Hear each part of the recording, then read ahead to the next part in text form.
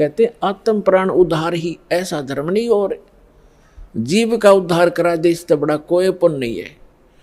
देखो पुण्य तो वो भी है जैसे पक्षियों को दाने डाल दिए, कोई गौशाला धर्मशाला बनवा दी, कोई कुआं खुदवा दिया हैं, कोई बाग बगीचे लगा दिए, कोई भंडारे कर दिए, वो तो अच्छी बात है कर दिए।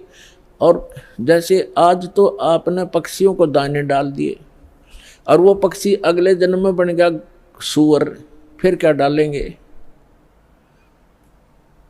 आज तो हमने उस पशु के लिए गौशाला बनवा दी, गऊ है, और अगले जन्म में वो सूअर बन गई, सूअरी बन गई, फिर क्या क्या सेवा करेंगे इसकी।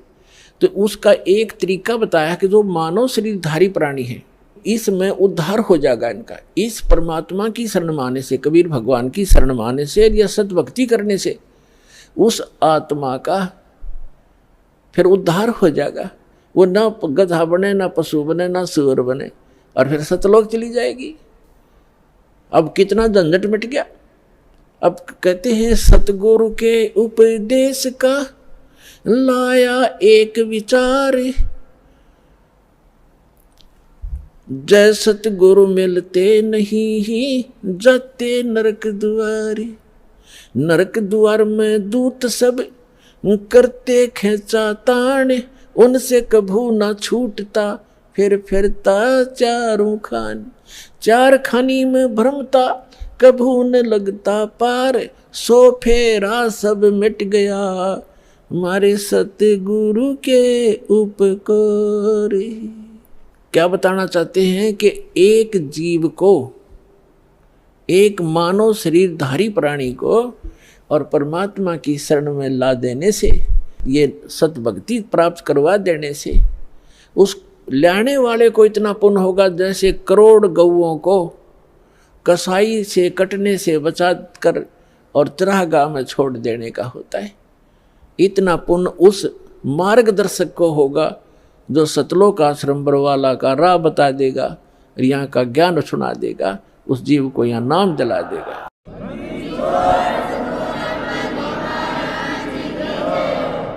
तो फिर उसके बाद कहते हैं उस भक्त का सारा बाईपास निकल गया, सतगुरु मिल गए, सतगुरु की उपदेश का लाया एक विचार, और जय सतगुरु मिलते नहीं हम जाते नरक द्वार।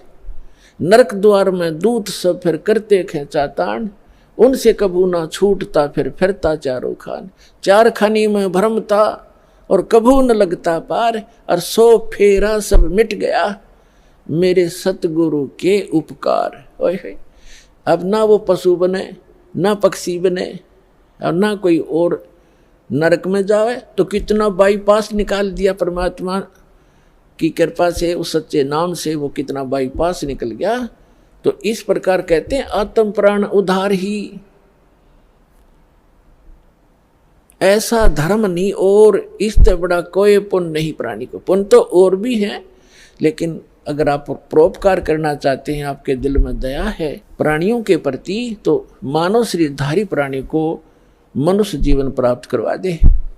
बुरा वो भी नहीं है जैसे पक्षी है, अपने घर पर दाने डाल दो, कुत्ता आता है रोटी डाल दो, अपने ही घर पर डालो, कहीं विशेष स्थानों पर मत भटको, ये व्यर्थ है।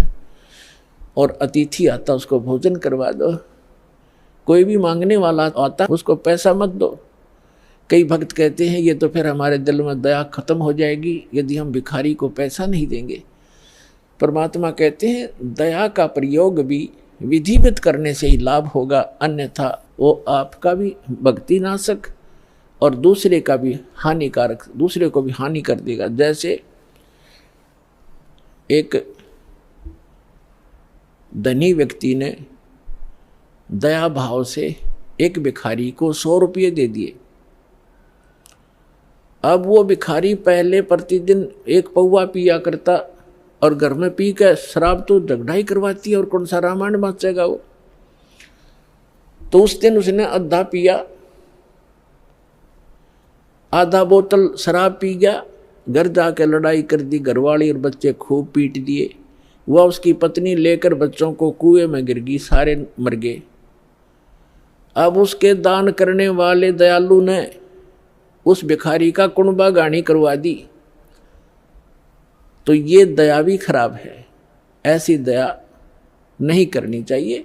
भिखारी को रोटी खिला दे, अगर भिखारी रोटी खा ले भाई, कपड़ा नहीं है तो कपड़ा सिलवा दे उसको, बिना सिलाया नहीं दो जाते बेचेगा और गुटी लाओगा। एक भगत कह रहा था कि एक दिन मैं पार्क में घूमने चला गया और वहाँ 2 बाबा जी बैठे हैं, नकली 2 या 3 जैसे थे वह, तो वो मांग मूंग के लाए, इकट्ठे पैसे कराया करते शाम ने। उस दिन उनके पास सारा कुल मिलाकर 20 से 25 रुपये बने। तो वो कहने लगे भाई इसमें तो कुछ भी ना आवे, एक का भी काम ना चाले शराब पीने का। तो उन्होंने बोला भाई ठीक है तुम टाल कर दो, मैं अकेला पी लूँगा। वो लेकर एक बाज गया 25 रुपया ने। उसने अकेले ने काम चलाया उस दिन, ने तुम्हारे लिए कल दे दूंगा फिर मैं इकट्ठे करके। तो बता, इन इसे दुष्टों को दान करके तुम अपना पुण्य चाहते हो, अपना कल्याण चाहते हो? तो दान भी कहते हैं गुरु बिन माला फेरते, गुरु बिन देते दान, गुरु बिन दोनों निष्फल हैं, चाहे पूछो वेद पुराण। तो गुरु के अतिरिक्त दिया हुआ आपका दान भी व्यर्थ ही रहेगा।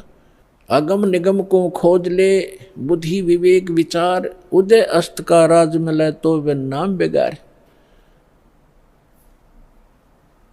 परमात्मा ने आपके ऊपर मेहर की है पुण्यात्माओं। मनुष्य शरीर ऐसे समय में अब परमात्मा ने बैन उठा रखा है कि जो भी सतनाम को और इस हारनाम को प्राप्त कर लेगा, आजीवन मर्यादा में रहेगा, गुरु वचन पर चलेगा, वो सभी सतलोक चले जाएंगे, जहाँ जाने के बाद साधक फिर लौटकर कभी संसार में नहीं आते। तो उसके लिए बताया है कि सतगुरु मिलना चाहिए, पूरा संत हो, सत भक्ति शास्त्र अनुकूल हो और भक्त भी कति डट के भक्ति करे, बुराई छोड़ दे। बीड़ी शराब मांस तमाकू आन उपासना रिश्वतखोरी चोरी जारी, ये सब बुराई है, इस भक्ति मार्ग में बाधक है। इनको त्याग कर ही हम परमात्मा प्राप्ति कर सकते हैं, मनुष्य जीवन को सफल कर सकते हैं। अब प्रसंग चल रहा है कि कल करे सो आज करो, आज करे सो अब, और पल में प्रलय हो जाएगी, भाई फिर करोगे कब। समझा है तो सिर दर पाओ, बहुर नहीं रे ऐसा दाव, आगे गए न बावड़े, रहते भी सब जा, और बिन साहिब की बंदगी कहीं ठोर ठिकाना ना। जो पहले चले गए, मृत्यु होगी, उन्होंने तो आके बताया नहीं हमारे साथ क्या बना, और शेष भी सब चले जाएंगे, ऐसे ही मृत्यु को प्राप्त हो जाएंगे। और परमात्मा ने आके बताया है कि वो जो भक्ति नहीं करते वो नरक में जाते हैं। सतगुरु नहीं मिलते, सच्चा संत नहीं मिलते, सतगुरु नहीं मिलते तो जाते नरक द्वार। जय सतगुरु मिलते नहीं, जाते नरक द्वार। है सतगुरु के उपदेश का लाया एक विचार, और जय सतगुरु मिलते नहीं, जाते नरक द्वार। नरक द्वार में दूत सब करते खेचा ताण, उनसे कभू ना छूटता फिर फिरता चारों खान। चार खानी माने ये अंडरज जेरज उद्बुद, ये 4 प्रकार से जो उत्पत्ति प्राणियों की होती है, ये 84 लाख प्रकार के प्राणियों का जो जीवन होते हैं, इनको 4 खानी 4 विभागों में बांटा है, 4 डिवीजन बनाई है इनकी। और 4 खानी में भ्रमता कबू ना लगता पार, सो फेरा सब मिट गया मेरे सतगुरु के उपकार। अब फिर कहते हैं ऐसे सतगुरु की क्या महिमा करूं, 7 समुद्र की मसी करूं, लेखनी करूं बन राय, धरती का कागज करूं, गुरु गुण लिखो न जाए।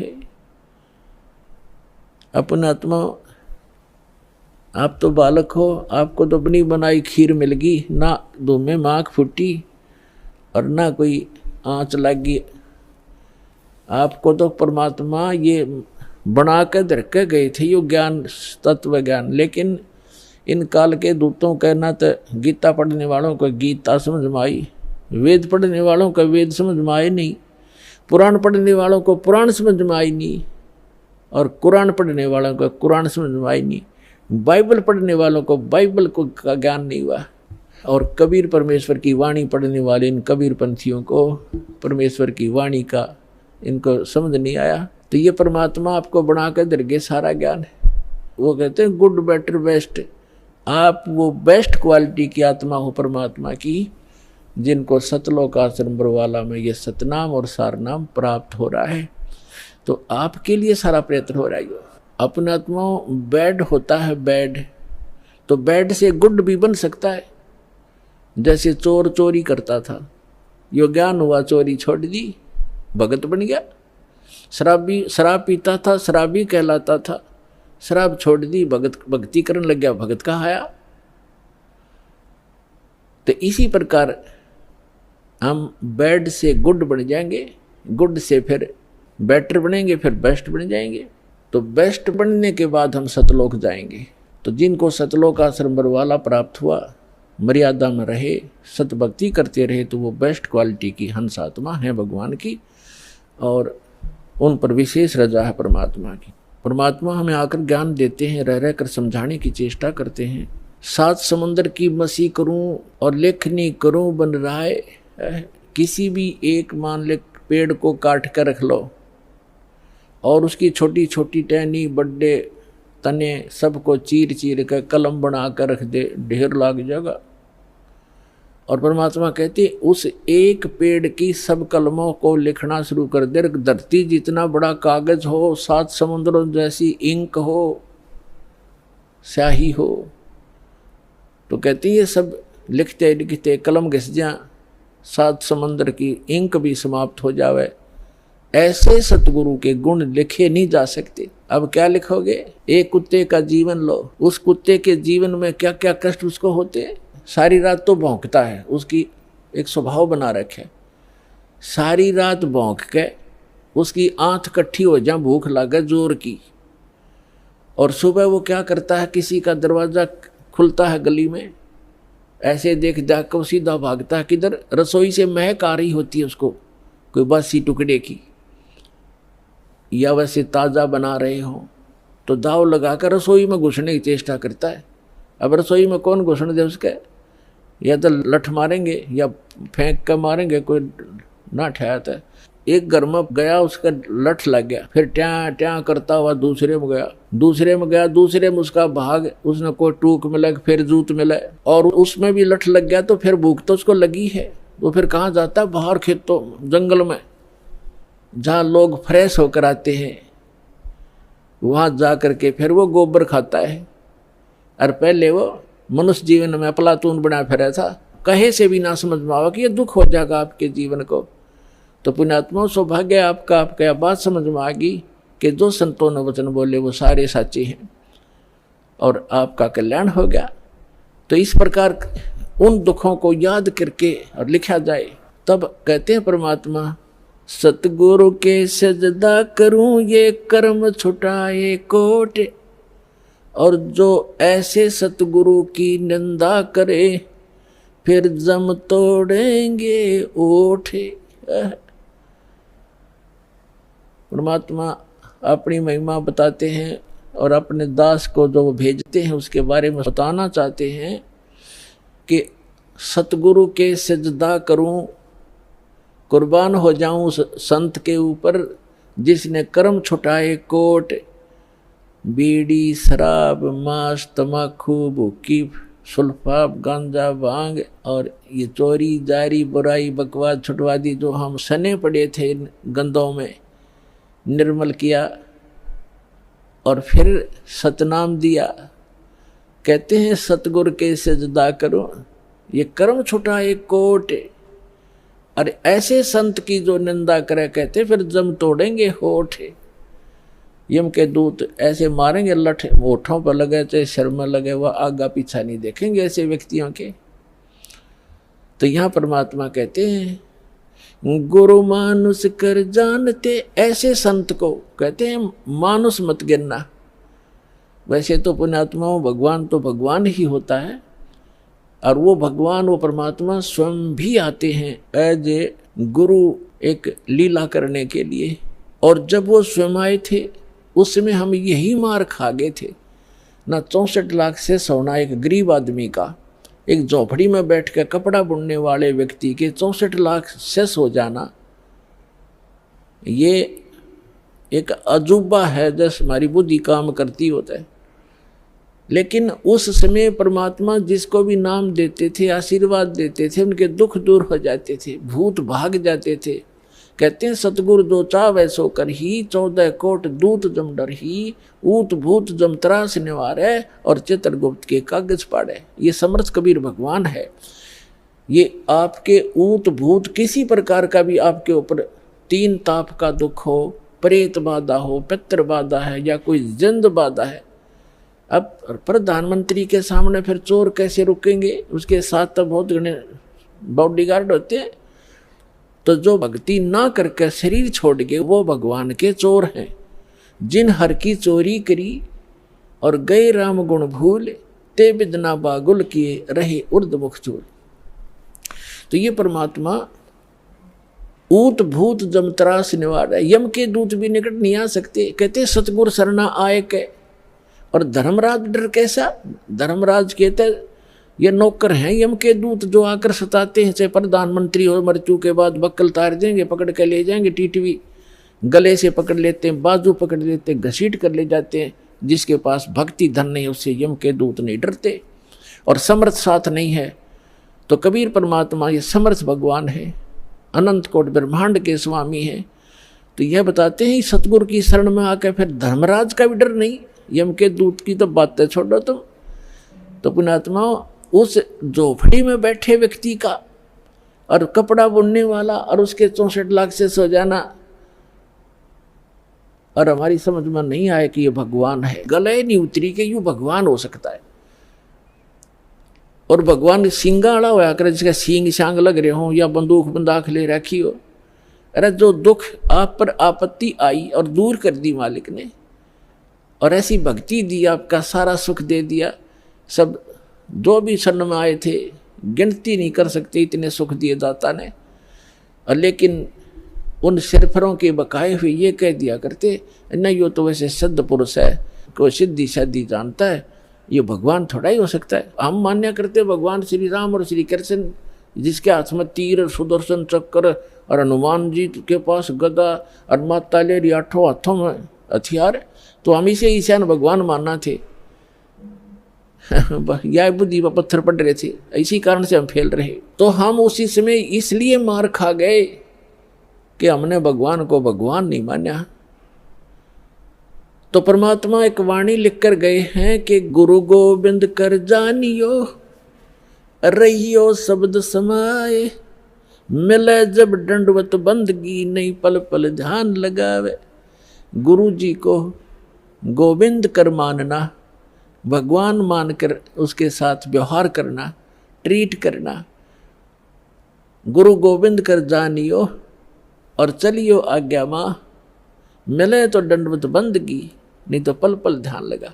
जब भी आपको मिले दंडवत प्रणाम करें और गुरु जी को परमात्मा मानना। वो खुद तो भगवान थे ही, लेकिन अब अपने दास को भेजा है परमात्मा ने, तो इसलिए कि आपका जो भाव है वो बना रहेगा। जैसे गणित के अंदर एक प्रश्न आता था ब्याज का, ऋण का, तो उसमें मूलधन ज्ञात करना होता था।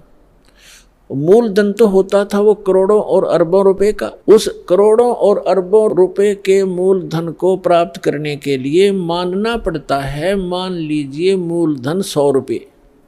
वो 100 रुपये मूलधन नहीं है, लेकिन वो सपोज करना पड़ेगा उस प्रॉब्लम को सोल्व करने के लिए। तो ये समझ लेना पुण्यात्माओं, परमात्मा की वाणी है कि गुरु गोविंद कर जानियो और रहियो आज्ञा माही, मिले तो दंडवत बंदगी, नहीं पल पल ध्यान लगाए। अब जैसे आप यहाँ से जाओगे शरीर छोड़ के, ये तो छूटेगा, आपको मालूम है सबको। हम चाहते तो नहीं है कभी मृत्यु हो, लेकिन यह तो होगी वो मालिक के आधार पे है। अब तो आप भक्त हो गए, आपकी मृत्यु तो भगवान कबीर साहब के हाथ में है। आप कहोगे तब होगी, कई बार कह लोगे जब होगी। अब काल नहीं मार सकता आपको, अकाल मृत्यु नहीं मर सकते आप। अगर नियम ठीक रखोगे।